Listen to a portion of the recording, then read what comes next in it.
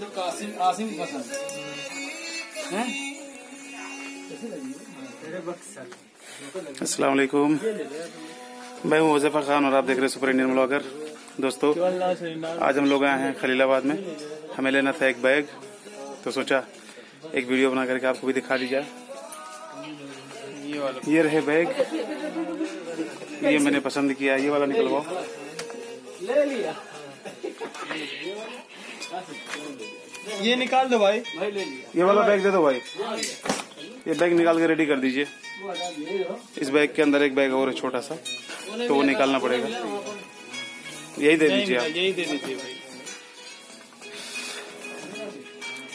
हमारे साथ है हमारे खालाजाद भाई हैं, अनस इनका नाम है।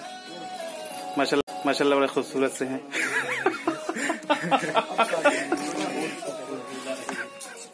मजाक था भाई, मजाक क्यों भाई?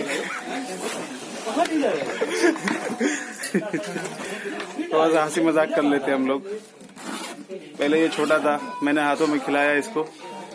अभी बड़ा हो गया मेरे जितना, तो हंसी मजाक भी मेरे साथ में कर लेते हैं। अभी गाना गा रहा था रास्ते में, मालूम है क्या? जरा फिर से गा के बता दे। अभी गाना गा रहा था, ये काले काले मुखड़े काला काला चश्मा।